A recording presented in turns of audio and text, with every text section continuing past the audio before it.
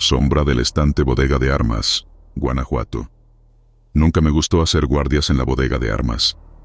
No era miedo, al menos no al principio. Era más una incomodidad constante, como si el silencio ahí dentro fuera demasiado denso. Estaba destinada en una base semipermanente en Guanajuato, lejos de todo lo que pudiera considerarse civilización. La bodega era un cuarto metálico, reforzado, sin ventanas, y con una sola entrada vigilada las 24 horas. Empecé a notar la sombra en mi tercera semana. Me tocaba el turno de madrugada, desde que comenzaba el silencio espeso de la noche, hasta que el cielo empezaba a aclararse. La primera vez que vi la silueta, pensé que era cosa mía. El estante de municiones, el más viejo y oxidado del lugar, proyectaba una sombra contra la pared. Hasta ahí, todo normal. Pero cuando pasé la lámpara, la sombra no cambió. Se mantuvo firme, rígida, como un soldado en posición de descanso absoluto. Me detuve. Volví a mover la lámpara en otra dirección, pensando que era un truco del ángulo, pero no hubo caso. La figura seguía ahí, recta, con la forma inconfundible de un cuerpo humano. Me acerqué más. Toqué el estante. Nada. No había nadie detrás, ni ningún objeto que pudiera proyectar una sombra así. Pasé la mano por la pared, lijosa, fría. Revisé el foco del techo, por si alguna irregularidad en el haz creaba ese efecto, pero no había explicación. La dejé pasar, me dije a mí mismo que había estado demasiado cansado. Una alucinación leve quizá. Pero al día siguiente, al volver a mi turno, ahí estaba de nuevo. Mis pasos se detuvieron apenas crucé la puerta, y la sombra ya estaba en su lugar, como si me esperara. Esa noche, lo admito, no me acerqué. Solo la observé desde el umbral. No hacía nada. No se movía. Solo estaba. Pasaron los días. Comencé a obsesionarme con la figura. La miraba por horas, esperando que hiciera algo. Jamás se movía, pero siempre estaba ahí, con esa postura militar tan perfecta. Al principio pensé que podía ser un juego de luz con las cajas, así que moví todas las cajas. Luego cambié las lámparas portátiles de lugar, incluso reemplacé el tubo fluorescente. Nada cambió. La figura no dependía de la iluminación, no dependía del ángulo, no dependía de nada que yo pudiera controlar.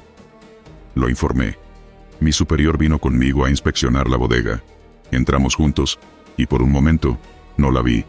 Pensé que quizás se había ido, pero él se quedó mirando hacia la esquina, justo al lado del estante viejo. «¿Qué es eso?», preguntó. «Lo ve también, ¿verdad?», le dije, sin quitarle los ojos.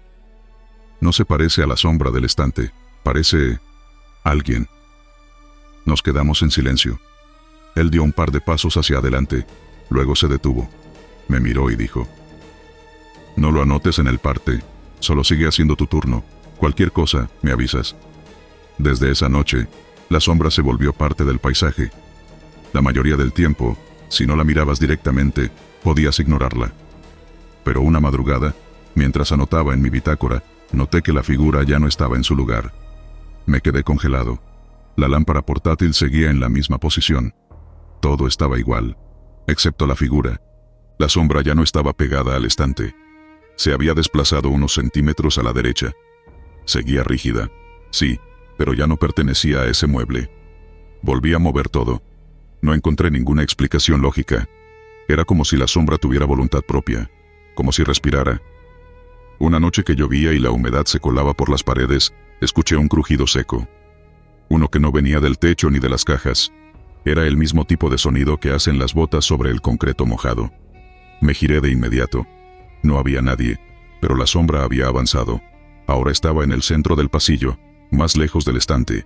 Las luces no parpadearon, pero la electricidad se sentía distinta, como si vibrara. Intenté ignorarla. Pensé en pedir un cambio de guardia, pero no quería parecer débil. La mayoría de los soldados ya hablaban entre susurros sobre cosas raras en el cuartel. Muchos no lo decían, pero evitaban la bodega de armas. Una semana después, un soldado nuevo fue asignado conmigo para la guardia nocturna. Le advertí lo justo, sin sonar paranoico. Él lo tomó a broma al principio, hasta que notó la figura en la sombra.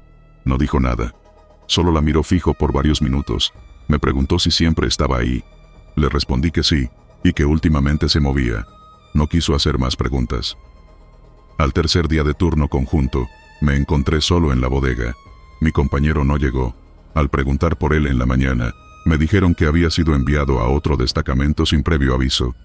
Ni él mismo recogió sus cosas. Las dejaron en su litera por semanas. Las noches siguientes fueron peores. La sombra comenzó a aparecer en diferentes puntos del cuarto, a veces frente a la puerta, a veces entre las cajas. Una vez la vi al fondo, justo al lado del interruptor general. Nunca escuché pasos, nunca vi movimiento, pero ahí estaba, siempre firme, siempre recta. No tenía rostro, no tenía detalles, solo una silueta oscura, sólida. Un día me atreví a apuntarle con mi arma. El metal del rifle se me enfrió en las manos. La figura no se inmutó. Me acerqué lentamente, con la lámpara alumbrando cada rincón. El espacio donde estaba la sombra estaba vacío, pero seguía viéndose proyectada contra la pared. Solo sombra, nada más. Hubo un intento de cierre de la bodega. Dijeron que se haría mantenimiento estructural. Nos mandaron a otro edificio temporalmente. Durante ese tiempo, todos fingimos que no pasaba nada, pero los rumores siguieron. 3 semanas después, volvimos a ocupar la bodega. Todo parecía limpio. Pintaron las paredes, instalaron nuevas luces. Pero en la primera noche de guardia, la figura ya estaba de nuevo. Y peor aún. Esta vez, la sombra no necesitaba una pared para proyectarse. Estaba suspendida en el aire, como si se tratara de una silueta hecha de oscuridad pura, flotando frente a mí. Ya no me acerco, ya no la miro, solo firmo mi bitácora y me mantengo lejos. A veces la veo al borde del campo de visión, esperando. A veces la sueño. A veces siento que está detrás de mí cuando salgo de la bodega, justo antes del amanecer. Los nuevos soldados la notan también, aunque nadie lo admite. Solo se dan cuenta cuando ya es tarde, cuando comienzan a mirarla más de lo debido. Algunos piden su cambio sin explicar, otros se vuelven retraídos, y los más desafortunados simplemente desaparecen del destacamento sin dejar rastro. La sombra sigue ahí, nunca habla, nunca se mueve con prisa, solo observa, solo existe. Y cada noche, me convenzo más de que no está proyectada por nada, porque esa sombra no pertenece a este mundo. Letra en la sangre del mapa Oficina de Estrategia en Puebla. Todo comenzó una mañana cualquiera.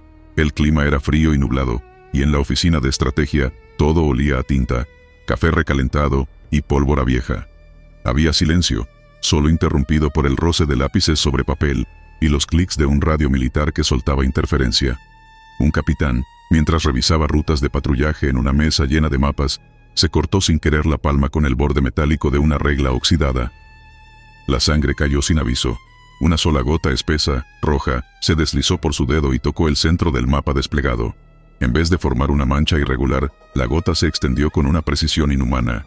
Se expandió como si tuviera voluntad, deteniéndose solo cuando adoptó la forma de una X perfecta, justo en medio de una zona marcada como paso tranquilo.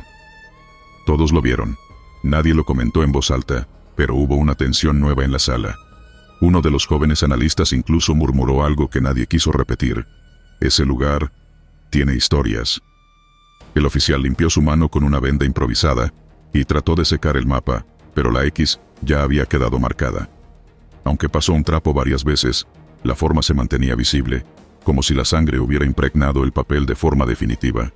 Al día siguiente, mandaron una patrulla justo por esa zona. La orden ya estaba dada desde antes del accidente, y nadie pensó en cambiarla por una simple coincidencia. 3 días después, la emboscada ocurrió al anochecer.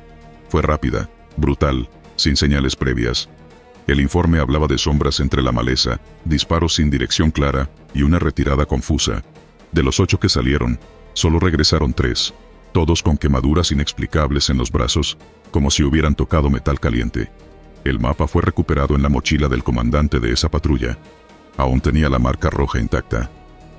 El incidente fue clasificado como ataque hostil por parte de un grupo criminal, pero internamente comenzaron a circular comentarios extraños. Uno de los soldados sobrevivientes aseguró que escuchó risas antes de que todo comenzara. Risas finas, de mujer, que venían de lo profundo del matorral.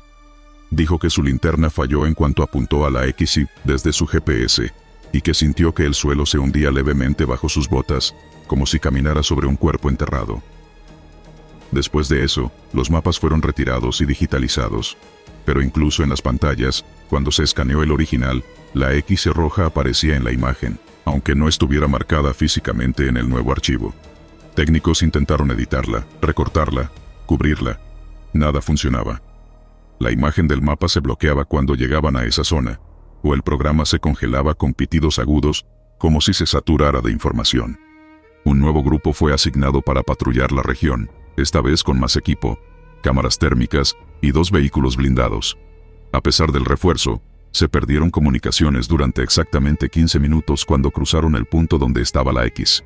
Los radios emitieron un zumbido constante y agudo, las cámaras grabaron movimiento, pero al revisar el material, solo se veía la imagen de un cielo nublado que nunca cambiaba, aunque el vehículo sí lo hacía.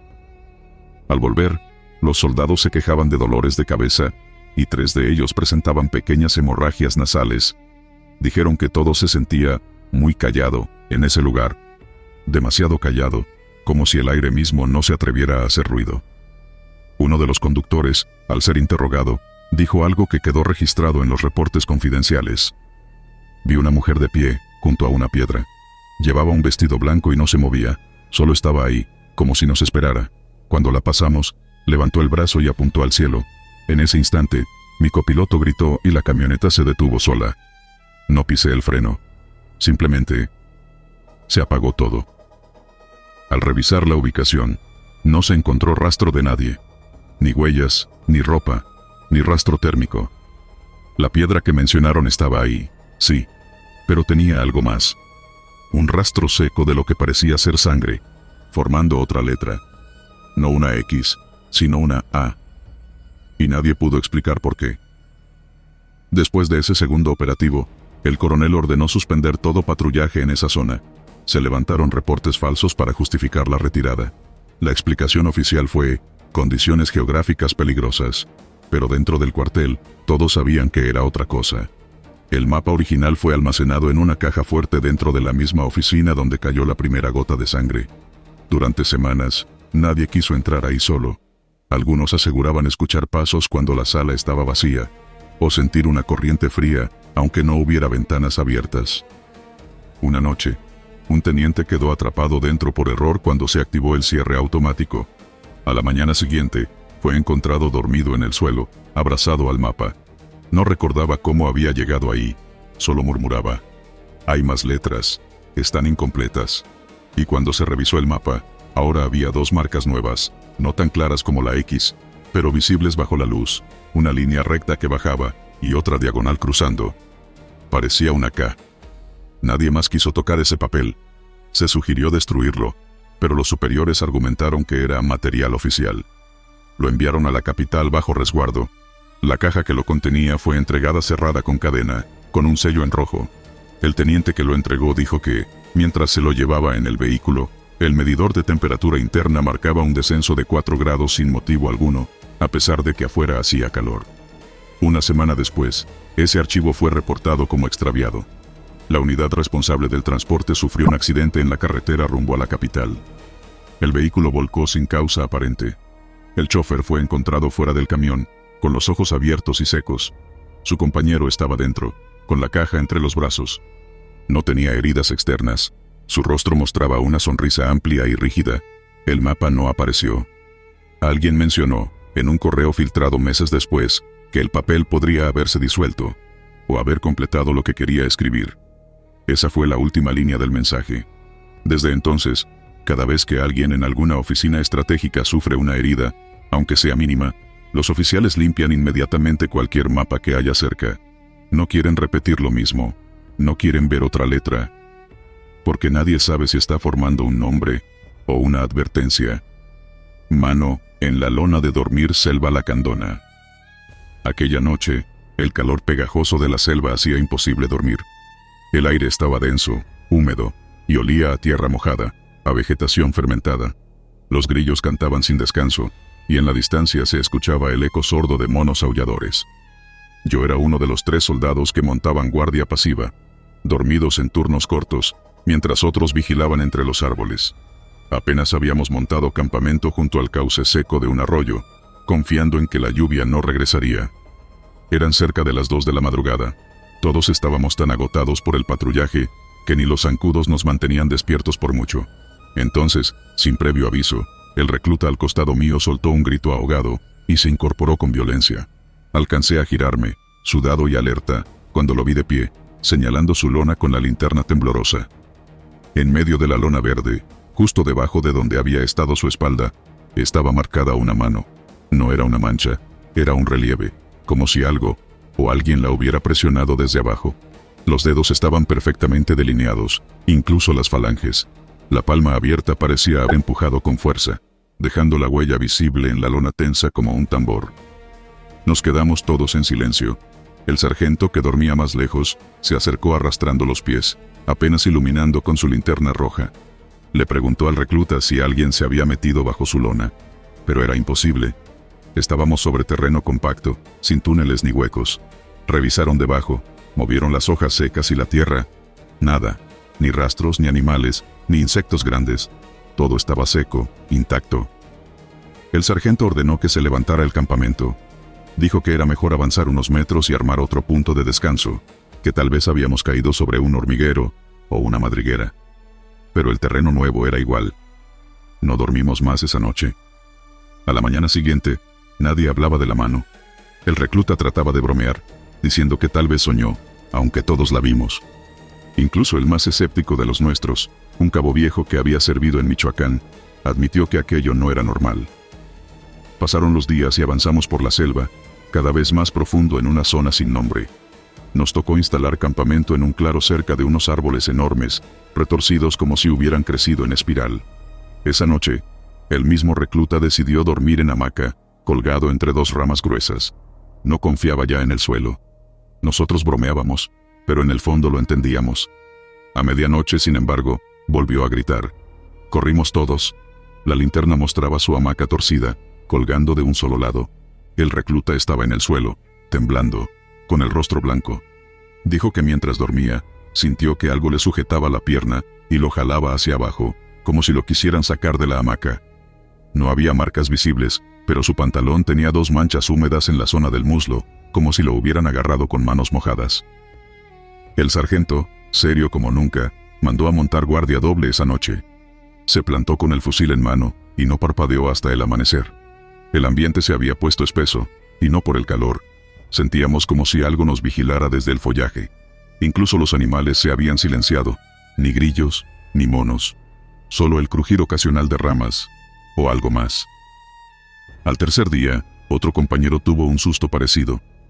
Al revisar su lona por la mañana, encontró un par de huellas de manos pequeñas en el borde, como si alguien se hubiera arrastrado por fuera.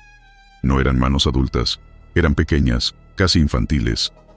Las huellas no estaban hechas de lodo ni tierra, eran marcas secas, decoloradas, como si la lona se hubiera deslavado solo en esos puntos. Nos dimos cuenta de algo inquietante. Las 3 veces, las manos marcadas eran diferentes. Una fue grande y con dedos largos, la otra húmeda y firme, y esta última era pequeña y delgada. Distintas, pero todas venían de algo que no debía estar ahí. Decidimos reportarlo por radio. El superior de zona nos respondió con tono brusco, nos dijo que no estábamos en posición de inventar historias y que siguiéramos el protocolo. Nos ordenó completar la ruta hasta la zona de extracción, sin desvíos. A regañadientes, obedecimos. Esa noche, a pesar del miedo, dormimos en formación cerrada, con linternas y armas a la mano. Algunos no lograron cerrar los ojos, otros despertaban cada 15 minutos a revisar si sus lonas estaban intactas. Pero todo parecía en calma. Hasta que empezó a llover. Primero fueron gotas aisladas. Luego, una cortina de agua densa nos obligó a resguardarnos bajo una lona común. Entonces escuchamos pasos. No eran de animales, eran firmes, lentos. Alguien o algo caminaba alrededor de nosotros. Encendimos linternas y apuntamos, pero no había nada. Solo árboles y la lluvia golpeando con fuerza. Sin embargo, los pasos seguían. Fue el recluta quien lo vio primero. Estaba sentado, abrazando su rifle, cuando apuntó al borde de la lona común, con el dedo temblando. Nos giramos todos, y vimos cómo una figura oscura, apenas visible, pasaba caminando lentamente al otro lado del plástico. No tenía forma definida, pero se distinguía una cabeza y un brazo colgante, que se deslizaba como flotando. La figura desapareció entre los árboles. Salimos a buscar información. El barro nos llegaba a los tobillos. Rastros no había. Solo encontramos una cosa, una lona individual, igual a la que usan los reclutas, abandonada sobre una roca. En ella había marcada una mano. Era negra, reseca, como quemada. No era una impresión desde abajo, sino desde arriba, como si alguien hubiera tocado la lona con una mano carbonizada. Después de eso, nos negamos a seguir durmiendo en suelo. Amarramos hamacas, buscamos estructuras improvisadas, incluso dormimos sentados. Pero la sensación de ser observados no se fue, el calor ya no nos molestaba. El verdadero problema era ese silencio, esa presencia. En los días siguientes, nos topamos con una pequeña zona de ruinas cubiertas por la vegetación. Piedras con inscripciones que no supimos descifrar. Algunos decían que era maya, otros que no era nada. Pero uno de los símbolos se parecía a la silueta de una mano abierta. Nadie se acercó demasiado. Rodeamos el lugar y seguimos. Llegamos finalmente al punto de extracción, con los nervios destrozados. Al volver al cuartel, el sargento solicitó un cambio de patrulla y se retiró a su oficina sin decir palabra. El recluta pidió su baja semanas después. Nunca volvió a hablar de lo que sintió aquella noche en su lona. Pero durante una revisión médica, le encontraron marcas en la espalda, como presión de dedos finos, hundidos en la piel. No se lo explicaron. Yo me quedé. Sigo patrullando, pero cada vez que toca selva, duermo poco. Llevo la lona enrollada al hombro, pero ya no la uso. Prefiero el frío, las piedras, el insomnio, a volver a sentir una mano invisible empujando desde abajo, porque cuando la sientes, sabes que no es un sueño, es alguien, o algo, que no quiere que duermas. Y si te atreves a ignorarlo, aprieta, aprieta hasta dejarte la marca. Cuerpo sin sombra. Campamento improvisado, Colima. Amanecía con neblina ligera sobre el campamento improvisado que habíamos montado en una zona montañosa de Colima. Habíamos llegado apenas 2 días antes, como parte de una operación de rastreo. El suelo seguía húmedo por las lluvias, y el frío de la madrugada no perdonaba. El sol apenas comenzaba a filtrarse entre los árboles, cuando uno de los nuestros notó algo que nadie pudo explicar. Estábamos desayunando frente al camión de intendencia. El soldado en cuestión, que se sentaba sobre una piedra, levantó la vista, frunció el ceño y se puso de pie. No dijo nada de inmediato, solo se giró lentamente, como tratando de confirmar lo que veía, o más bien, lo que no veía. Todos comenzamos a mirarlo cuando notamos su expresión, pálida, como si acabara de ver un cadáver. ¿Y tu sombra?, preguntó alguien. Parecía una broma, pero no lo era. El sol estaba en una posición perfecta para que todos tuviéramos proyectadas nuestras figuras largas sobre la tierra húmeda. Todos, menos él. Se quitó el casco, dio un paso hacia atrás, otro hacia adelante, levantó los brazos. Nada. El suelo bajo sus pies permanecía plano, sin silueta. En cambio, el resto del grupo tenía sus sombras bien definidas, recortadas por la luz baja del amanecer. Durante varios minutos, nadie supo qué decir. Uno intentó bromear para romper la tensión, pero la risa murió apenas comenzó. Otro sacó su celular para grabar, pero al reproducir el video, la cámara mostraba su sombra como si no pasara nada. En el video, su silueta estaba ahí, pero frente a nosotros, al natural, no existía. Pensamos en alguna explicación lógica, que quizá era la inclinación del terreno, que alguna interferencia visual lo estaba distorsionando. Pero cambiamos de lugar, lo pusimos en diferentes puntos del campamento. Lo observamos a contraluz, de lado, incluso intentamos alumbrarlo con linternas de alto poder. Ninguna sombra. Él mismo empezó a desesperarse. Decía que no sentía nada raro, pero que tenía la cabeza como con zumbido, como si hubiera ruido blanco dentro del cráneo. La noche anterior había estado bien, incluso había tomado guardia de medianoche. No había mostrado signos de fiebre, ni alucinaciones, ni fatiga extrema. Para el mediodía, se le notaba inquieto. Caminaba en círculos, murmuraba para sí mismo. Uno de los tenientes decidió mantenerlo fuera del ejercicio por precaución. Le asignaron descanso dentro de una de las casas abandonadas donde habíamos dejado material. Aún así, no parecía calmarse. Uno de sus compañeros de unidad entró más tarde para dejarle comida, pero salió diciendo que lo encontró hablando solo, y que en un momento lo escuchó decir, «No soy yo, no soy yo». Esa noche, la temperatura bajó más de lo normal.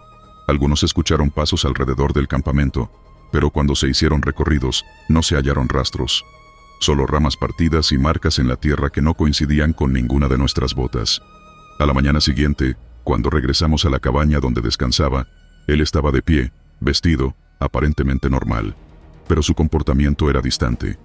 Cuando se le preguntó cómo se sentía, dijo que no recordaba nada desde antes del desayuno de antier. ¿Cómo que no te acuerdas de nada?, preguntó el sargento. Lo último que recuerdo es cuando estábamos bajando del camión, dijo, mirando al suelo. Le hicieron pruebas básicas, sabía su nombre, podía contar hasta 10, hacer flexiones, pero no recordaba haber perdido su sombra, ni haber sido retirado de operaciones. Para él, el tiempo se había borrado. 2 días desaparecidos de su mente. El equipo médico del batallón decidió evacuarlo. En el trayecto al hospital militar en Tecomán, uno de los choferes juró que, mientras pasaban por una curva, lo miró a través del retrovisor central, y el reflejo no coincidía. El asiento trasero estaba vacío en el espejo, pero él lo escuchaba respirar. Se giró de golpe y ahí estaba, inmóvil, mirándolo directo. Al llegar al hospital, fue ingresado en observación. 3 días después, el diagnóstico fue síndrome disociativo con amnesia temporal, probablemente causado por estrés operativo. Eso dijeron los médicos. Pero en el campamento, nadie creyó esa versión. Se corrió la voz. La patrulla nocturna que había pasado cerca de una antigua zona de rituales, antes de que todo ocurriera, mencionó algo que hasta entonces no habían comentado. Una figura, delgada y sin rostro, observándolos desde los árboles. Dijeron que pensaron que era una alucinación por cansancio, hasta que lo vieron moverse. Otro soldado, más joven, juró haberlo visto la segunda noche, parado detrás de la malla de camuflaje, completamente inmóvil, y que su cuerpo parecía absorber la luz, como si fuera una silueta sin volumen. Días después, en una revisión del campamento, encontraron marcas en el suelo que no pertenecían a nadie del grupo, pisadas alargadas, profundamente hundidas, que rodeaban justo la piedra donde aquel soldado se había sentado la primera vez, donde no proyectaba sombra. Las pisadas terminaban repentinamente a medio metro de esa piedra, como si la figura se hubiese desvanecido. No se volvió a hablar del tema oficialmente. El soldado fue reasignado, y no se le permitió regresar a campo. Algunos dicen que, desde entonces, vive con una extraña manía. Siempre busca su sombra. La revisa cada mañana, y si no la ve, entra en pánico. A quienes estuvimos ahí, nunca se nos olvidó la escena. Un cuerpo que caminaba bajo el sol sin dejar rastro en la tierra. Y esa sensación, como si algo más estuviera caminando cerca, pero sin dejar sombra, ni huellas. Y desde entonces, cuando marchamos en zonas de monte, muchos, aunque no lo admitan, bajan la vista a sus pies, solo para estar seguros de que su sombra sigue ahí. Camilla, que se balancea sola enfermería de campaña, Guerrero. No es fácil hablar de lo que pasó esas noches en la enfermería. A veces, siento que fue una alucinación colectiva. Pero lo vivimos todos. Nadie nos lo contó. Éramos 6 elementos asignados al módulo médico de una operación en una zona montañosa de Guerrero. Un lugar aislado, sin energía más allá del generador que encendíamos solo por lapsos, y donde la humedad convertía el aire en una masa espesa. La primera noche, poco después de medianoche, escuchamos el leve chillido del metal. Pensamos que era algún soldado moviéndose en su cama, pero cuando el enfermero de turno fue a revisar, encontró la camilla de operaciones moviéndose sola. No era un temblor. Nada más se movía. Las jeringas, los frascos, el instrumental, todo estaba en su sitio. Pero la camilla se mecía como cuna vieja. Nadie lo mencionó en voz alta al día siguiente. Fue como un acuerdo silencioso. Un evento raro, sí, pero atribuible a algo físico. Tal vez una inclinación en el piso, una corriente de aire, el metal cediendo por el peso acumulado del uso. Cualquier explicación racional servía. Pero a la segunda noche, volvió a pasar. Eran las 2 de la madrugada. Me tocaba ronda interior. Cuando entré a la carpa médica, escuché de nuevo ese chirrido metálico, pero ahora más constante. Encendí la lámpara portátil. La camilla se balanceaba otra vez. Me quedé observando, sin atreverme a acercarme. No había viento. Todo estaba en silencio. Di un paso hacia ella, y el movimiento se detuvo. Volví a salir, como si nada, pero no dormí el resto de la noche. Cuando amaneció, otros 2 compañeros me dijeron, sin rodeos, que ellos también la habían visto moverse antes del amanecer. Uno incluso juraba haber sentido una corriente helada pasar junto a él. Lo raro es que no hacía frío. A la tercera noche, decidimos quedarnos los 6 despiertos. Fue una decisión estúpida, alimentada por la curiosidad y el miedo. Apagamos las luces a propósito y dejamos solo una lámpara tenue encendida, apuntando hacia la camilla. Nos sentamos a esperar, en silencio.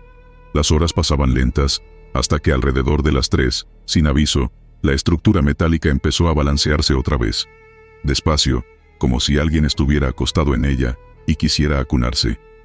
Uno de los médicos lanzó una risa nerviosa, como para romper la tensión, pero se le cortó de golpe. Las correas de sujeción de la camilla se levantaron levemente, como si fueran tomadas por dedos invisibles. No había nadie. Lo vimos todos. Nadie se atrevió a hablar durante lo que pareció una eternidad. Cuando la camilla se detuvo, salimos de la tienda sin decir palabra. Desde esa noche, nunca más dejamos sola la enfermería. Pero lo más extraño fue que al revisar las bitácoras médicas, notamos algo perturbador.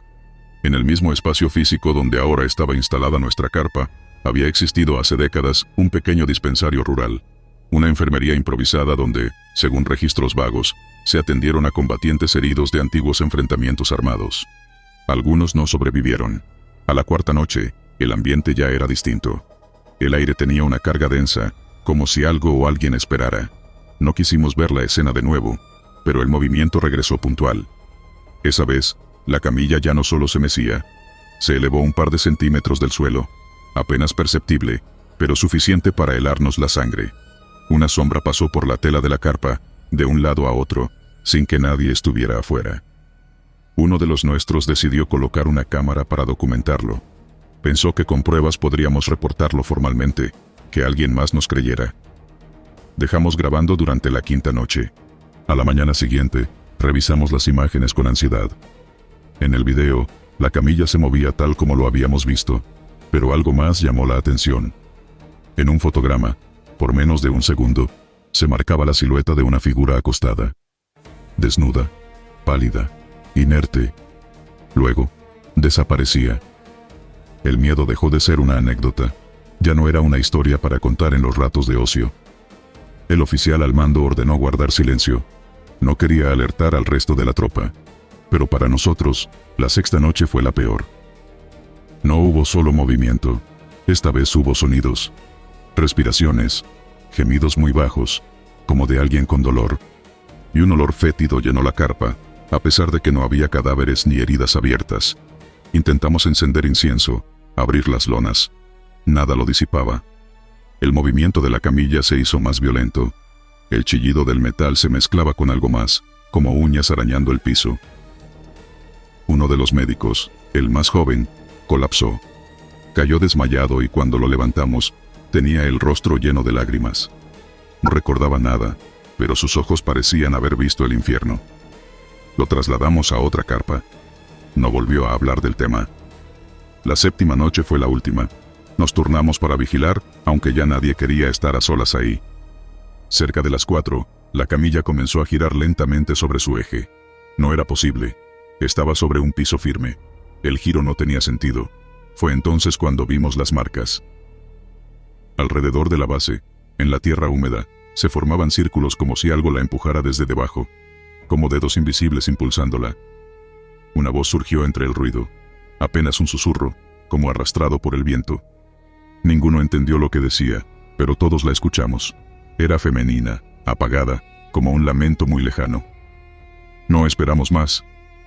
A las 6 de la mañana, desmontamos la camilla. La llevamos cuesta abajo, hasta la zona de desechos médicos. No se volvió a usar. La enterramos ahí mismo, sin permiso, sin registro. Desde entonces, la tienda de campaña dejó de tener movimiento. Pero algo se quedó. A veces, cuando cae la noche y se encienden las luces portátiles, las sombras dentro de la lona parecen más largas de lo normal, más delgadas, más humanas. Cuando terminamos la misión, uno por uno fue pidiendo el cambio de unidad. A ninguno se le asignó otra base médica por un buen tiempo. Lo de la camilla no volvió a hablarse. Quedó como un secreto entre nosotros, uno que aún me despierta de madrugada. Y cada vez que escucho el leve crujir del metal, o el suspiro del viento en la tela de una carpa, no puedo evitar mirar de reojo. Por si vuelve, chaleco con olor a muerte búnker en Veracruz. El primer comentario surgió del soldado que hacía el inventario. Al abrir la caja metálica donde se guardaban los chalecos tácticos de reserva, notó que uno de ellos tenía un olor peculiar. No era sudor ni humedad, era más penetrante, como carne vieja, abandonada bajo el sol. Pensó que quizás algún animal pequeño se había colado en la caja y muerto dentro, pero tras revisar, no encontró restos. Todo estaba seco, en orden, sellado. Salvo ese único chaleco. Estaba limpio, sin manchas, pero el hedor era insoportable. Intentaron lavarlo, primero con agua y jabón, luego con químicos más fuertes. Nada resultaba. Al soltar el seguro de la hebilla, el olor se intensificaba. Uno de los capitanes ordenó desecharlo, pero un recluta de reciente ingreso se ofreció a usarlo de forma temporal. Dijo que no le molestaba el olor, que mientras cumpliera su función, estaba bien. La primera noche que durmió con él puesto, despertó gritando. Se revolcaba entre las cobijas como si algo lo persiguiera. Juró haber estado atrapado en una zanja con cuerpos mutilados alrededor, todos con chalecos idénticos al suyo. Ninguno respiraba, pero todos lo miraban. Al día siguiente, su rostro parecía distinto, ojeroso, pálido, los labios resecos. No quiso hablar con nadie, se sentaba solo, comía poco. Se le veía mirando el chaleco cada tanto, como si temiera que hiciera algo más. Otros soldados comenzaron a murmurar. Algunos aseguraban que lo vieron en la madrugada caminando sin rumbo dentro del búnker, sin linterna, murmurando palabras que no se entendían. Un superior lo llamó a revisión. Alegó que solo tenía insomnio, pero su pulso era acelerado, y se le notaba tembloroso. Pidieron que se quitara el chaleco para examinarlo. Se negó. Lo sujetaron entre dos, y se lo arrancaron. Bajo la tela, su camiseta estaba empapada en sudor, pero lo más extraño fue la marca rojiza que tenía sobre el pecho, como si algo hubiese apretado el cuerpo desde el interior del chaleco. La marca formaba una especie de símbolo de líneas cruzadas, como si fuese una letra desconocida. Lo enviaron a descansar al área médica, mientras el chaleco fue guardado otra vez, esta vez en una caja sellada con cinta industrial. Sin embargo, esa misma noche, el soldado desapareció. Buscaron por todo el complejo, revisaron entradas, ductos de ventilación, incluso cámaras de seguridad. Ninguna mostraba que hubiese salido, solo una imagen inquietante. A las 3 de la madrugada, la cámara del pasillo C lo captó parado frente a la puerta del almacén, inmóvil, con la cabeza ladeada, observando el lugar donde el chaleco había sido guardado. La imagen siguiente fue un cuadro negro. La cámara dejó de grabar por exactamente 37 segundos. Al reanudarse, ya no estaba. En la revisión del almacén, encontraron la caja abierta. El chaleco había desaparecido. No había huellas, solo el olor, más fuerte que nunca. Penetrante, asfixiante. En la pared detrás de la caja, apareció dibujado con polvo negro, el mismo símbolo que marcaba el pecho del soldado. Por órdenes superiores, el área fue sellada. El resto del batallón fue trasladado a otro búnker cercano. Nadie volvió a ver al soldado. Un mes después, durante una misión en una zona boscosa, otro integrante del mismo pelotón encontró un chaleco táctico colgado de la rama de un árbol, a casi 3 metros del suelo, idéntico al que había desaparecido. Pensó que alguien lo había olvidado tras un entrenamiento. Al tocarlo, lo soltó de inmediato. El mismo olor. Lo reportó, pero cuando regresaron al lugar con más personal, ya no estaba. Con el tiempo, el caso se volvió un susurro prohibido entre los soldados. Nadie quería hablar del chaleco que olía a muerto, como lo apodaron. Los nuevos no lo sabían, pero los veteranos evitaban tocar los chalecos de la reserva sin revisarlos minuciosamente. Algunos incluso llevaban ramas de ruda o escapularios escondidos en los bolsillos. El último registro del chaleco fue durante una movilización nocturna en una zona cercana al río Filobobos. Un grupo de reconocimiento recibió una alerta térmica de una figura humana parada entre los árboles. Al acercarse, encontraron restos de ropa militar, botas y un chaleco ensangrentado. Uno de los soldados reconoció el diseño. Era el mismo modelo, el mismo corte, pero lo más perturbador fue que el número de serie, estampado en el forro interior, coincidía exactamente con el del chaleco original. La sangre que lo cubría estaba fresca.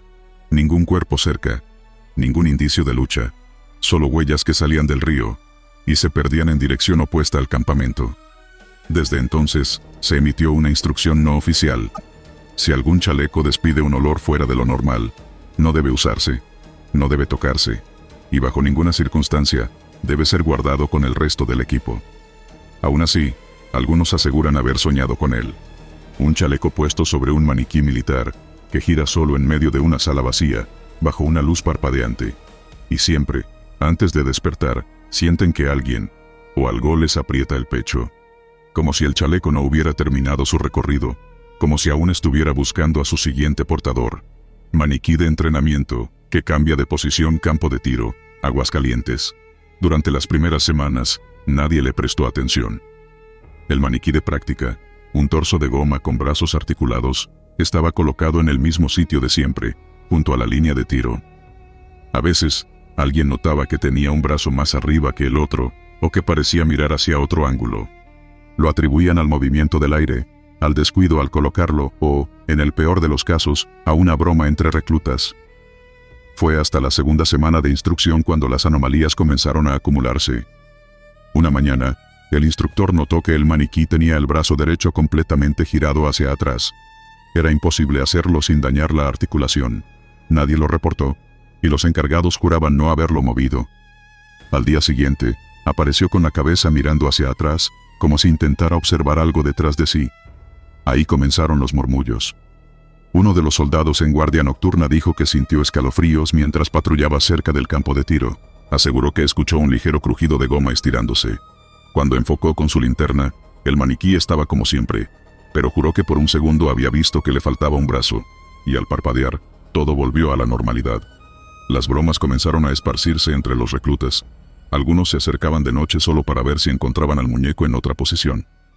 Uno incluso le dejó un cigarro en la boca, como parte del juego. A la mañana siguiente, el cigarro estaba tirado lejos, aplastado, y el brazo del maniquí apuntaba directamente hacia el dormitorio de los reclutas. Ese mismo día, uno de ellos se despertó con una fuerte migraña y hemorragia nasal. El comandante ordenó una revisión de las cámaras de seguridad. Durante una noche en particular, a las 3:17, el video mostraba cómo el maniquí giraba la cabeza lentamente hacia la cámara. No fue un movimiento brusco, fue algo lento, mecánico, como si alguien estuviera dentro moviéndolo desde el interior. No había nadie más en el campo de tiro, ni una sombra, ni una figura, solo el maniquí moviendo la cabeza por sí solo. El video fue mostrado a unos cuantos mandos. Después, fue archivado. Las órdenes fueron claras, no se debía mencionar el tema. Aún así, los comentarios seguían. Un recluta dijo haber escuchado que el maniquí lo llamaba por su apellido mientras dormía, en un susurro grave y arrastrado. Otro aseguró que mientras orinaba detrás del almacén, vio claramente que el muñeco giraba el torso hacia él. Al regresar al dormitorio, estaba tan alterado que tuvieron que sedarlo. Una madrugada, el operador de vigilancia visualizó una nueva anomalía. En la pantalla, se veía al maniquí elevando los brazos lentamente. Cuando quiso alertar al personal de guardia, la energía eléctrica se fue por completo durante casi 5 minutos. Al volver, las cámaras mostraban imagen estática. No se registró nada en los archivos. Esa noche, uno de los sensores de movimiento ubicados en el campo de tiro se activó sin causa aparente. Los mandos ordenaron colocar el maniquí en una bodega sellada. Lo colocaron dentro de una caja metálica, amarrado con cinta industrial. Al día siguiente, la caja apareció abierta y vacía. Fue hallado de nuevo en el campo, exactamente en el mismo punto donde solía estar, con una ligera inclinación de la cabeza. En el suelo había marcas de arrastre, pero no había huellas de zapatos, ni rastro de que alguien hubiera forzado la cerradura. Desde ese día, varios soldados se negaron a hacer prácticas nocturnas. Algunos pedían cambiar de unidad. Uno solicitó baja por ansiedad. Los médicos militares registraron un incremento en episodios de insomnio, pesadillas y crisis nerviosas entre quienes estaban asignados cerca del campo. Un teniente decidió enfrentarlo directamente. Se quedó solo una noche con el maniquí, armado, con grabadora en mano. Solo se escucharon grillos y el zumbido de la brisa en los primeros minutos del audio. Luego, un silencio total. A los 30 minutos, la grabadora captó un sonido similar a un crujido húmedo, como carne retorciéndose. Después, una voz ronca, irreconocible, apenas un murmullo. «¿Ya me viste?». El teniente no habló del tema al regresar. Se encerró por 3 días en su habitación, sin comer, sin hablar. Al salir, pidió su traslado inmediato. No dejó ninguna explicación, solo un dibujo en una hoja de bitácora. Un muñeco sin rostro, con líneas negras saliendo de los ojos. A pesar de los intentos por deshacerse del objeto, cada intento fallaba. Fue arrojado a un barranco cercano. A la mañana siguiente, estaba de nuevo en la línea de tiro. Se intentó quemarlo, pero la goma no ardía. Solo se oscureció, como si se hubiera carbonizado desde adentro. Incluso así, seguía intacto. Sin importar lo que hicieran, siempre regresaba. Los rumores aumentaron. Un capitán de avanzada que había estado en misiones en zonas conflictivas, juró haber visto ese mismo maniquí en otra base, años antes. Dijo que lo reconoció por una marca irregular en el pecho, similar a una cicatriz, y que, en aquel entonces, otro escuadrón sufrió eventos parecidos, desapariciones, delirios, un caso de suicidio. Finalmente, se ordenó cercar el campo de tiro y suspender su uso hasta nuevo aviso. El maniquí fue colocado en un contenedor con triple cerradura y cadenas reforzadas, trasladado a una bodega subterránea del centro logístico. Sin embargo, meses después, durante un inventario, no se encontró en el lugar. La caja seguía sellada, pero adentro no había nada. Una semana más tarde, en una base militar completamente distinta en el norte del país, un recluta nuevo reportó un detalle extraño durante su primer día de entrenamiento. Uno de los maniquíes tenía la cabeza torcida hacia la izquierda, y lo estaba mirando fijamente. Desde entonces, nadie ha podido asegurar cuántos maniquíes realmente existen. Solo saben que, de vez en cuando, uno de ellos se mueve cuando nadie lo ve. Y que en la madrugada, si uno escucha un crujido en la oscuridad, no debe voltear, porque tal vez ya lo vio primero. Cantimplora con arena de otro lugar, zona de desierto, Sonora. Fue durante una operación rutinaria de reconocimiento cerca de un tramo poco transitado entre Caborca y la frontera. Un pelotón reducido, compuesto por 6 elementos, había acampado al pie de una colina pedregosa.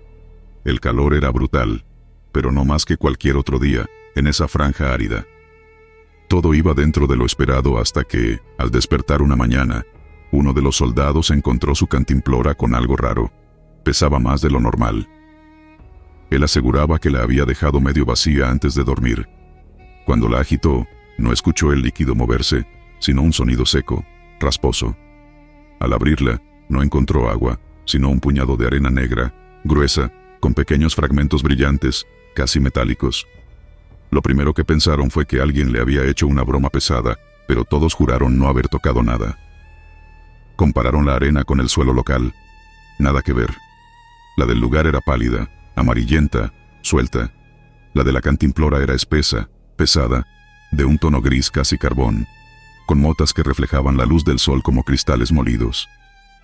Decidieron guardarla y reportarla cuando regresaran a base. Pero antes de que eso ocurriera, el comportamiento de algunos miembros del grupo empezó a cambiar. El soldado dueño de la cantimplora comenzó a tener pesadillas.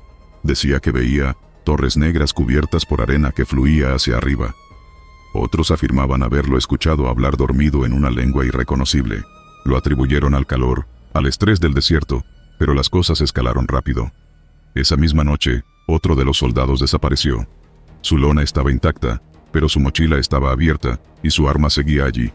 Lo buscaron con linternas durante horas, rastrearon el perímetro, pero no encontraron huellas saliendo del campamento, ni señales de arrastre, como si se hubiera desvanecido. A la mañana siguiente, otro elemento dijo haber escuchado un murmullo constante durante la madrugada, como si alguien recitara un rezo desde dentro del cerro. Nadie más lo oyó, pero al investigar, notaron que justo al pie de la colina, había una formación rocosa circular que no habían visto antes. En el centro, sobre la piedra, yacía una pequeña cantidad de arena negra, idéntica a la de la cantimplora. A pesar del viento, no se dispersaba. Era como si estuviera adherida a la roca. Encendieron una radio para pedir refuerzos. La señal era inestable, pero lograron comunicarse parcialmente con una base móvil. La instrucción fue mantener posición y no explorar más, a la espera de un helicóptero. Mientras tanto, decidieron sellar la cantimplora con cinta y aislarla dentro de una caja metálica. Por la tarde, uno de los soldados, el más joven del grupo, entró en crisis. Decía que veía algo moviéndose debajo de la arena. Cuando intentaron calmarlo, corrió hacia el cerro y comenzó a escarbar desesperadamente con las manos. A los pocos segundos se desplomó, inconsciente. Al examinarlo, no encontraron heridas, pero su respiración era irregular. Sus dedos estaban cubiertos por la misma arena negra, aunque en ningún momento tocaron el interior de la cantimplora ni la roca. Decidieron trasladarlo a la sombra, lejos del cerro.